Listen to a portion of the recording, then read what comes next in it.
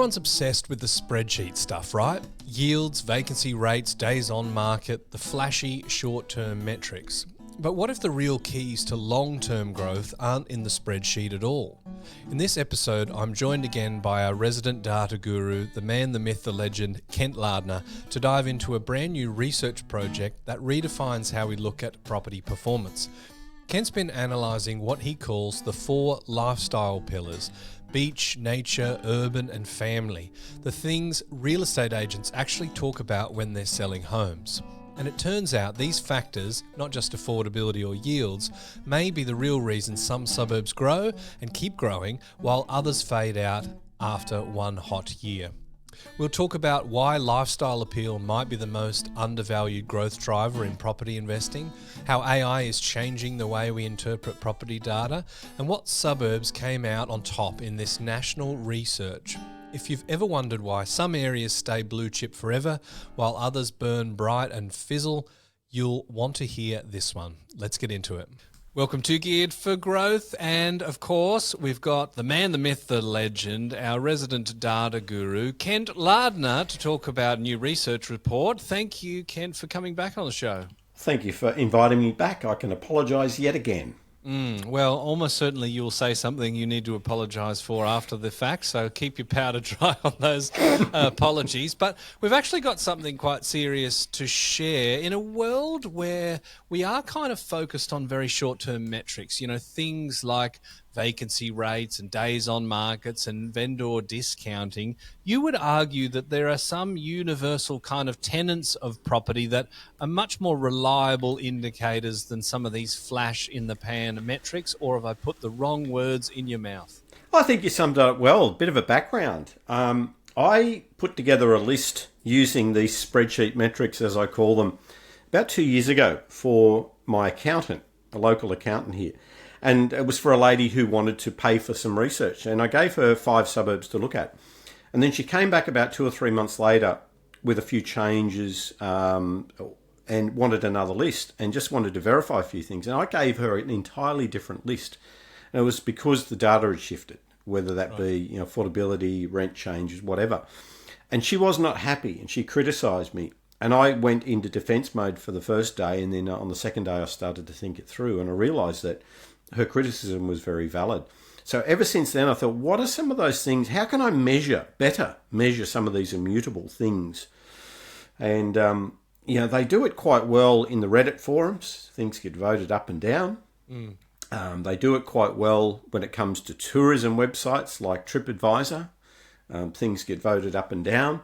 But I couldn't find anything that did this for assets that you go and spend $2 or $3 million on. So you can get ratings on cars that you might spend $5,000 on or whatever, or a $200 a night hotel, but you couldn't get it for a $3 million property decision. So I finally came up with something, and it's surveying what real estate agents talk about. And if they talk about something, if it's important enough for them to talk about when they're trying to sell a property, I considered it a fairly important factor, a vote, equivalent of a vote. So I applied that methodology nationally and came up with some really interesting things. So what it did is it highlighted that there are some immutable things that remain when yields go up or down and disappear, or when affordability shifts, or when prices are no longer the top growth spot after a year. These are the things that are still there in a year's time or 5 years' time or 10 years' time. And I think more and more I'm giving a little bit more credence and respect to those immutable things. Interesting. And so that really led to the creation of this research kind of joint venture that will be available in the show notes. It's a bit of an exclusive after the media have had their fun and their way with it. So it was the 4 lifestyle pillars. So give us a bit of a background as to what these kind of immutable things that you saw that you did see correlate with performing markets. There were some really interesting findings as to what rose to the top at an SA3 level. And It was fascinating to see that obviously we live near beaches. That's our preference. Most of us live along the coastline. So if you are anywhere within a few kilometres of the beach has always got priority and pride of place. So beachside, that was a big thing. Shopping centres was really important as well. So even some of these large beachside locations, like in Newcastle, the number one voted point of interest in Newcastle was actually the Westfield. And that was very common across most of these markets. So that was common. And then another one that was a standout were universities and schools. So you go to some areas such as northern suburbs of Sydney, and it's all about the schools. And then that represents a different demographic and different life stage, but certainly the people buying in a lot of parts of North Shore of Sydney, as one example, very focused on schools and colleges, etc. Massive in Melbourne as well, of course. Yeah, oh, exactly. So we looked across these four pillars. We ended up with lifestyle variables. So I think I might list them through one by one formally, might help as well. Please. So we got beach was the number one, nature was number two. So a lot of areas that have walkways, riverside walkways, bike parks, etc., very strongly featured and mentioned by real estate agents in their listings. So the other one was an urban, so that was a catch-all for shopping centres and facilities such as that, clubs, etc., and then family. And the family was really more focused on schools. So they were the four pillars that we looked at. And it was interesting because so many areas had a great balance of all of them. And that was a standout. So when you found a location or an area that had all four pillars, tick, tick, tick, they were the ones that made our shortlist. Whereas without that type of metric, the stuff that would make our shortlist would be the spreadsheet stuff. It would be affordability, growth rates, yields, vacancy rates, etc. Those things still mattered and made its way into this, but what we did is we had a selection criteria to say, were these balanced areas, were these areas that had these four pillars already in place at a significant level, and then we applied some of those other spreadsheet metrics.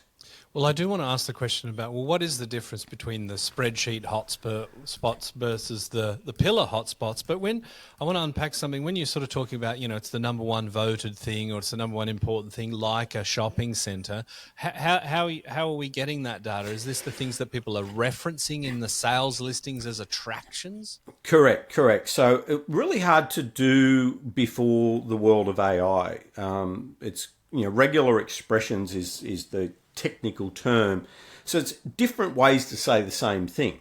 And that's hard to maintain and hard to do if you're coding that by hand. But in the world of AI, this is one of many things that's emerging with AI, is the ability to look at keywords and look at language and then convert it to a standard metric, a standard thing. So a simple example might be if bedroom counts were left to free text, you could say that two or three ways: for, the word for, or the letter for, or other.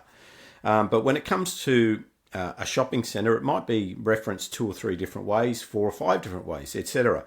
So when we're talking about free text, it's hard to measure because it's mentioned in different ways or uses different language or different words to say the same thing. Then you've got to convert it to a standard metric, then you've got to count them. And all of that process has been made very, very straightforward now with AI. Yeah, because I suppose anyone that's uploaded an Excel sheet into GPT will sort of see the first step is, we need to clean this up. We need to tidy it. We need to format it in a way that enables it to make decisions. Whereas if you've just got an ad that's just pure text, you've got to find a way to define, okay, well, this is when it's talking about a shopping centre because it might say the shops or it might say shopping centre. So each one gets a point, right?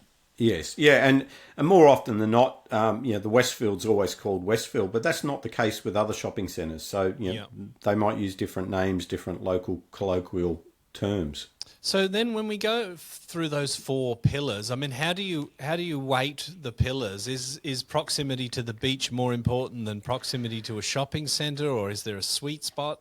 Yeah, in this case, what we did is we treated each of the 4 pillars evenly for this particular report. And for a family, they'll probably focus less on certain things and focus more on school. So it depends on your personal situation. What we endeavoured to do here was to create a balanced scorecard. So it was just a balance between those four pillars.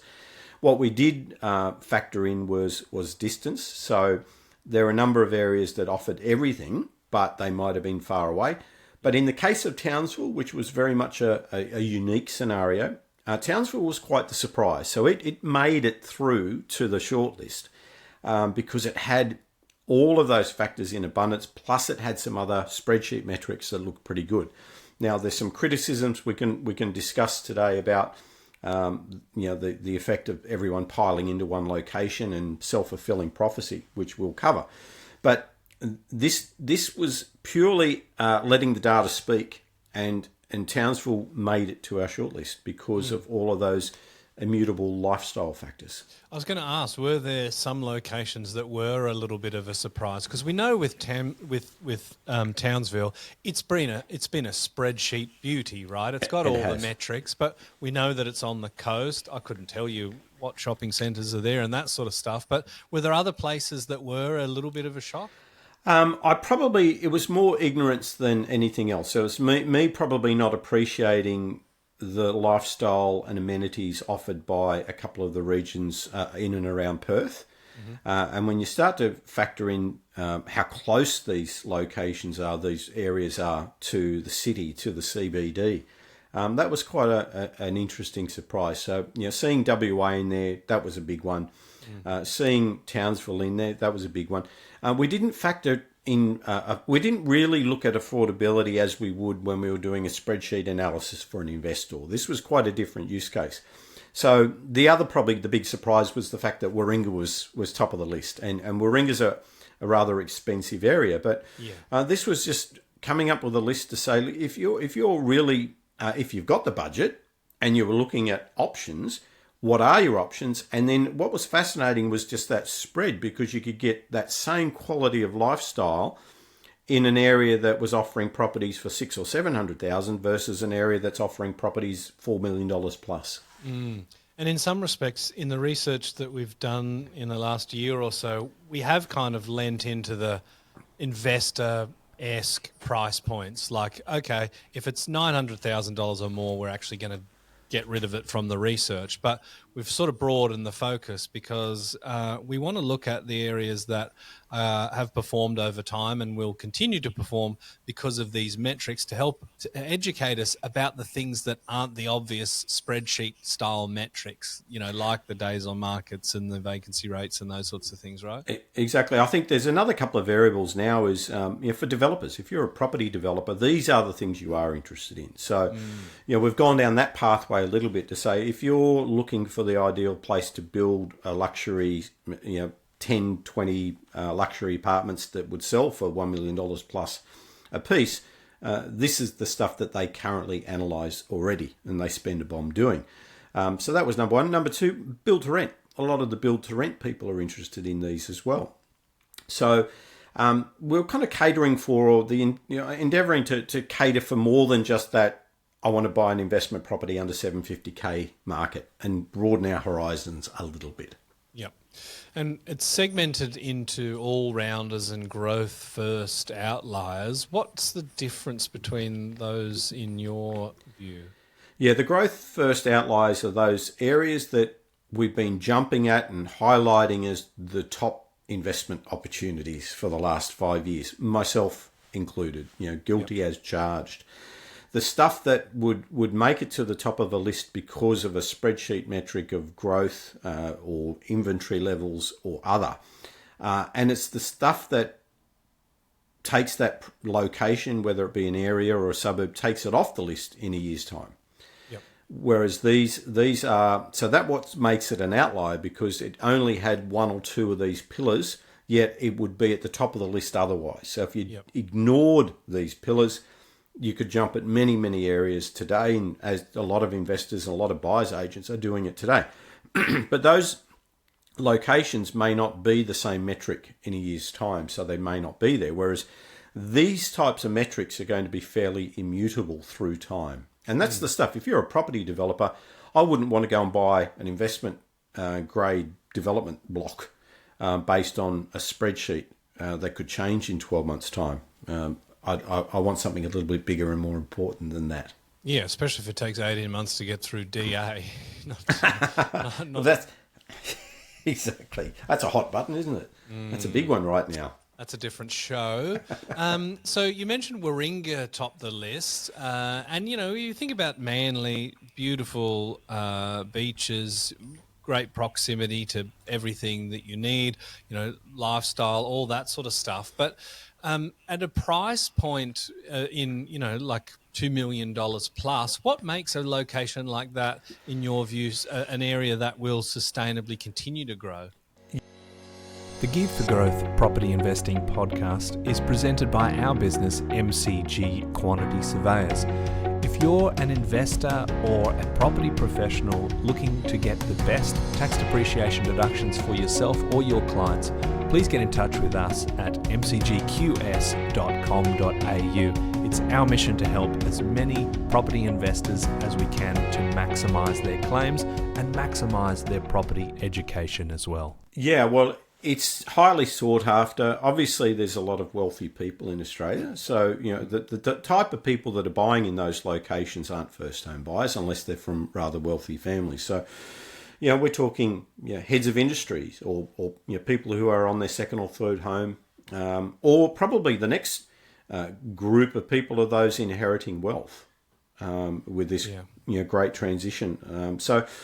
These locations, what makes them great, they're beautiful locations, but they equally do cater for families. So there's some brilliant schools. There's access to ferries and buses.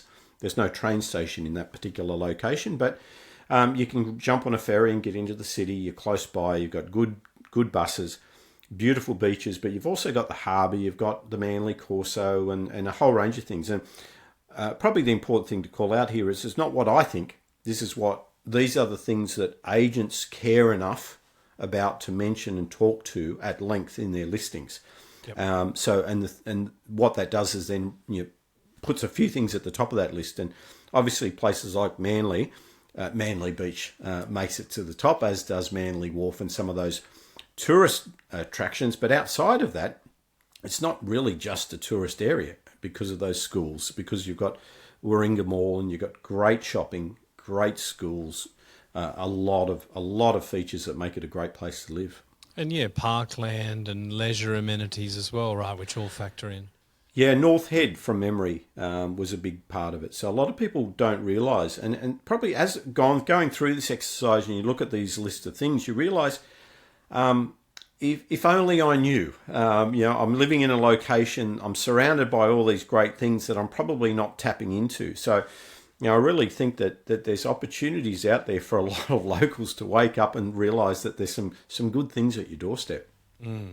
So I want to ask the question, when it comes to these locations that might be missing a pillar, are some, I know we've sort of rated it quite flat, but are all pillars sort of created equal when you compare, say, a market's growth cycle that has one pillar or no pillars compared to four? Like, what is the difference between a 4-pillar market and some of these 1, 2, 3-pillar markets in terms of their performance over time? Yeah, I think the 4-pillar approach is something for everybody, obviously, no matter what your life stage is. So, if you were a retiree and you were downsizing, these are locations that have got massive appeal because they've got hospitals and urban facilities, urban amenities, shopping nearby, transport nearby, etc. So I think that's the big standout, that you might be a young family, you've got schools, you've got all of those things. So that's the standout. And you compare and contrast that to an area that might be a little bit more remote. You may not have a lot of hospitals, or may not have any major hospital in your particular SA3 or statistical area 3. That's the big difference. So a couple of interesting things. I'm plotting these points of interest on maps at the moment. And the other interesting thing to say is, or to look at, is a lot of the points of interest that agents are talking to, if they're fairly homogenous, i.e. they're all sitting in one pillar, that tells you a lot about an area. Then you zoom out and you see another thing by plotting these points of interest on a map. And when you see them spread out over a really wide area, it tells you a little bit more about the lifestyle, because it means you have to travel a lot further. Whereas when you find all of these points of interest that are balanced but also clustered close by, which is the case in a Warringah, which is the case by and large, and even in Newcastle, you've got a lot of these things in close proximity, all within 5 minutes, and that's a big standout. So you may not see that when it's in list form, but when you step back and look at this stuff on a map, plotted on a map, and you see how far you've got to go to each of these points of interest, that's another dimension on the data that you just don't get otherwise. So I'm learning. We're all never too old to learn. No, absolutely not. I want to know, what is the difference between, let's just say, a blue chip 4-pillar market compared to, let's just say, I don't know if it's a good example, but Dubbo at least doesn't have a coastline, but it may have some other pillars. You might think of an even better example of something that's not on the coast that actually suffers from the pillars. Are these markets that typically underperform capital growth of the long term, or is it more interesting to observe when they have a growth cycle, it's shorter or it's not as steep? Like, what is the key takeaway of the difference between the way they perform? I think we're learning a lot now. A lot of these areas were always the more affordable areas. Yep.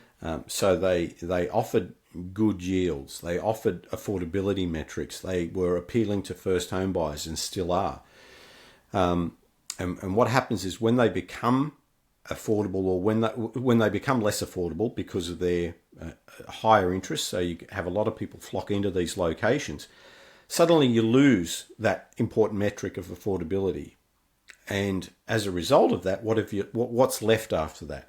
Yep. And what we're seeing is a real risk playing out today is we're bringing forward a lot of growth, 5-10 years of growth being brought forward into 2 or 3 years of desperate purchasing because of other areas being unaffordable.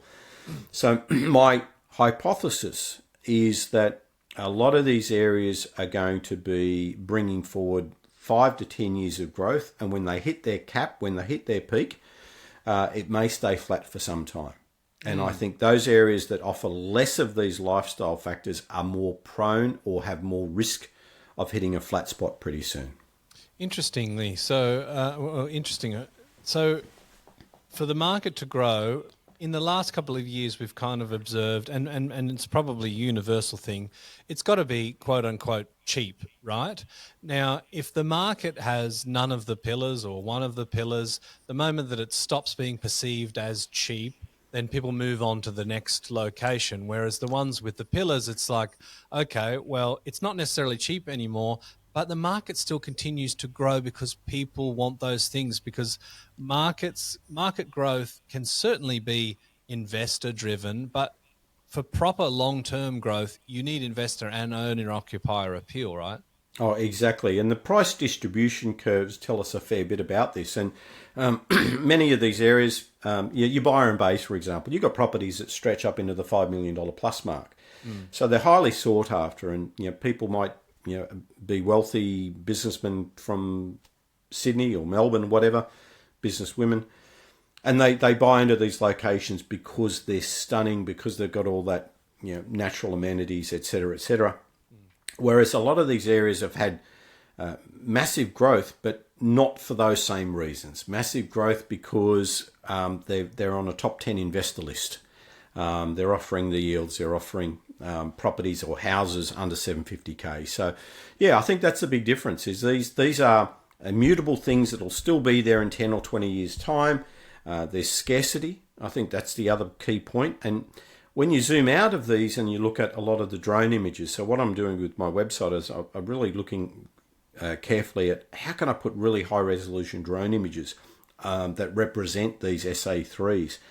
And you can learn a lot, because if it's heavy industry, some of these lower socioeconomic suburbs, as the places I grew up in, there's pretty pockets, but by and large, the thing you notice when you zoom out to a drone image, you notice heavy industry. So they're the differences. And millionaires don't want to live next to a big factory. They want to live next to Byron Bay. And that's the difference. And it's a snob factor, but it's a lifestyle factor as well. Yeah. So if I'm trying to tear this research to smithereens, I might sort of say, okay, well, like that's all very cute, Kent. But what about if something gets announced like a major infrastructure project, like a hospital in one of these spreadsheet locations rather than a location? These metrics, do they sort of go in the bin or out the window, or does it just kind of amplify what's already there? No, that's the next opportunity that I'm seeing looking at the data. So, down the rabbit hole in this data, one of the concepts that I've come up with is, it's the pinch of salt. It's everything's there, all the ingredients look good, but it's missing a hospital, or it's missing a university campus. I can't add a beach, but I can add those other things. So the interesting thing now is, what are some of the correlations, or what are some of the comparisons I can draw by saying, here is an area that's got everything, but it's just missing that access to the CBD. Well, that could radically change Wyong, or radically change Gosford or Newcastle if a fast train link went in 15 years' time. So suddenly that variable shifts in a very big way. Or an area that's got everything, but it doesn't have a hospital. It doesn't have good schools. Suddenly a good campus could be the difference. And make it a very attractive area to a different cohort of families that love everything about it, but it was missing that one ingredient. So I'm looking to some AI type models and some ways to try and get some science wrapped up into that, and that could be really interesting. So there could be an index 2.0. Yes. So, I guess it begs the question, why are we doing this? Well, I mean, my side of the equation is that I love partnering with you on these research projects to put basically free research that is paid for by us, but it's free to them, in front of our clients, our property investors who are looking for that next property, or perhaps they follow you on social media or myself and interested in some of the stuff that we've got to say, and we can actually point them to, here is something that is of value to you. So I just wanted to define what you believe that value to be. Is this a tick box in the due diligence, or is this maybe like the plan A for using an index like this and then padding it out with the infrastructure and the spreadsheet metrics and those sorts of things? Yeah, it just makes people think a little bit differently. I thought I was a bit of a know-it-all, letting the spreadsheet dictate what suburbs and areas to pick, and not that that's entirely wrong, and people have had tremendous success from just that strategy, but there is some more to it long term, and we're just trying to bring some of those long-term factors in for consideration. So that was probably number one for that investor class. But outside of that, there's more to there's property developers, and how can we create something of interest and value to a different cohort or a different audience that may not be that below 750k investor class, but a developer looking for something, a premium location, and they spend big bucks today. I was listening to a podcast of a large developer who said, quote, "I spent a bomb with Newcastle University finding or getting access to data and doing analysis of data." And I think through AI and access to some of these tools like Agent, there's some amazing research now that is becoming really accessible. So this doesn't have to be a dream or an idea that just sits in the top shelf for years and years. Now you can execute on some of this stuff without spending millions. What a time to be alive. It's wonderful. I love it. So I'm wondering if we pick on the seaside, because that's easier to understand. We know that Dubbo doesn't have a seaside. We know Toowoomba doesn't have a seaside. We know Wagga Wagga doesn't have a seaside. But yet some of those markets that I've just mentioned have been great markets, both long-term and kind of with the flash in the pan spreadsheet sort of stuff. Yes. So it kind of begs the question, is there one metric like a seaside that is less important for a growth than other ones? How would you kind of stack them in order for their ability to influence long-term growth appreciation? Yeah, I think the key word there is growth. We're talking about short-term growth or sustainable, ongoing growth, or are we going to hit a certain price point and then level out? And when you zoom out to some of these growth charts that are 10-year plus or 15-year plus, you'll see a lot of regions in Australia have gone through prolonged flat periods or even downturns for a long period of time. because of what's happened in the last 5+ years in Australia, we've all kind of been drawn into this sense of security that growth is forever and we're always going to see this 2 to 3% plus growth rate. But if you're old and you've been in the market for 20 years plus, I remember a lot of markets that have been flat for long periods of time. And there's a couple of call outs here is probably the biggest constraint at the moment seems to be labour. And the question would be is, well, we've got a problem. There's a lot of investors, a lot of technology being invested in to try and resolve the problem of construction cost, and whether that be prefabrication, 3D printing, or a combination of all of the above. Imagine a scenario in 5 or 10 years' time where these technologies start to really have an impact and do start to make their way. Suddenly the constraint shifts from labour and the ability to get something constructed, and that constraint shifts big time. So if you kind of reference operations research or linear programming, you've got an objective and you've got constraints. When you lift one of those constraints, the whole algorithm changes. Everything shifts and it moves to the next corner or the next constraint. And I think that's going to have a massive bearing on the areas that you just mentioned. I think Toowoomba's had a massive surge of growth because people got crowded out of the markets in Brisbane. And I picked Toowoomba and recommended Toowoomba to a lot of people, and it's had massive growth, one of the biggest growth markets, because of affordability. But it also had other factors. It had a lot of tick boxes. A lot of those immutables are there. It doesn't have beaches, and it's not really quick access to Brisbane. Okay. But I think the call out for me will be, what's the impact of being able to develop more cheaply and more efficiently in the next 5, 10, maybe 20 years? That's going to have a significant impact on house prices. Yeah, absolutely. A harder one to keep a handle on and to weave into your due diligence, though. But we'll report back when we've got a way to sort of put a metric onto that.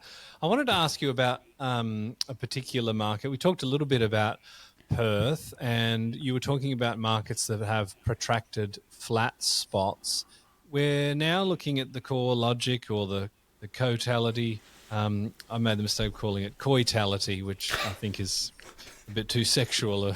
It's all right. Whatever floats your boat. I thought you'd like that one. Thank you. But Darwin is galloping up the charts with 1.5% month-on-month growth, and only 6% growth year on year, but it's only just started and could do 20-25% over a 12-month period. Now, that has been flat for a long time, and investors have gotten in, I think, because it's cheap. It's the cheapest capital city market. I think Hobart's probably the only one that's even close, but those two are absolute shockers from a median price point. Now, Darwin, you would say, is going to have some great spreadsheet metrics. But what about the pillar metrics? Does a place like that, I mean, it has a coastline, but it's probably deadly as well. You wouldn't want to swim too much there unless you got a death. But we like to look at the water, right? Like there's so many people like, I'd never live in the country. Like, how often do you get in the sea? Well, never. But the idea of being able to do it is what thrills me.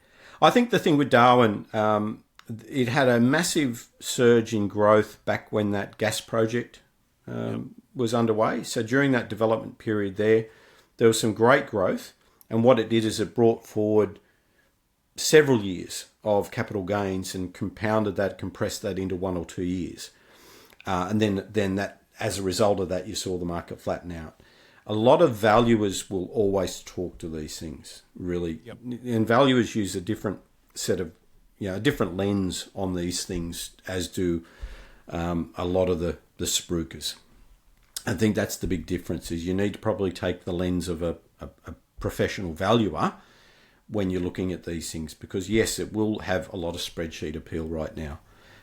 But if you're a little bit older and you look at the place, and I've spent a lot of time there, I don't know if you've spent a lot of time there, but a lot of flat, easy land to build upon.